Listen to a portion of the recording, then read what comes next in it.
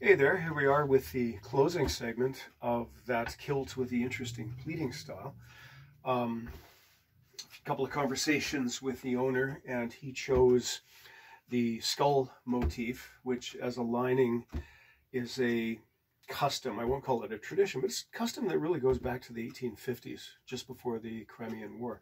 So I've left the inner apron lining open because the customer tells me he's intending to fly up for final fitting, and by so doing I can do a proper fitting to him, sew the strap on, and then sew up the lining. Now I've signed it inside, can't see it under the top band. I haven't attached the back panel yet because I wanted to show you the comparison, in comparison to that HLI kilt. So the subject was, is this kilt safe to bring into the house? We saw the narrow strip of canvas which had come away, and again, to be fair play to them, they didn't expect their kilts to last as long as they did, or they have. In this case though, we're best practice, we're using the wide continuous piece that's folded and pressed so that we have a continuous belt, as it were, from the buckle to the strap. The top band is green ribbon. It's the same sort of ribbon we see used for garter knots. But I mean, there is an issue, bright green ribbon, which the Army's been using since at least, I think, about the 1850s or thereabouts. But to my mind, it's a little annoying to work with, particularly with this very thick cloth, because it's just a little too narrow. This is it says ample width, and it's a pleasing contrast. So in the front, here we go. And again, referring to that earlier video about making a military front apron, we make it pretty much the same way as we do the inside apron, but the strap, of course, is sewn on the inside onto the lining.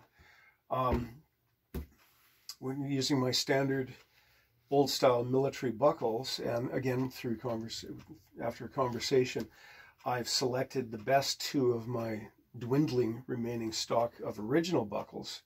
So these are old Army buckles, because it occurred to me very recently, after, I don't know why it took me so long to realize this, but when Army kilts were still made by soldiers, they were almost certainly recycling these buckles, because I've noticed that some buckles that have passed through my hands seem remarkably older. So these buckles, to my eye, are pre-First World War. So his sort of military kilt will have vintage military buckles for the straps, the green top band, as I said, the unique pleating style, and of course the unique lining. Now what I might do, I haven't completely made my mind up on it yet, but because this is the old heavy cloth, I might resort to that trick that Seaforth Highlanders started doing sometime before 1909, of putting in a couple of elastics sewn down to control the pleats, to manage the pleats. I think I'd mentioned it elsewhere. In fact, I have mentioned that practice elsewhere. But apparently, you know, they've been using it they've been doing that at least since 1909, and I think it'll help present a perfect, or at least a near perfect presentation. So there we go. I'm going to shoot another quick video while my cameraman's here, and then I'm going to get back, finish this, and then immediately start work on his next kilt, which will be a box pleated kilt in the McNeil of Colonsay tartans. So stay cool.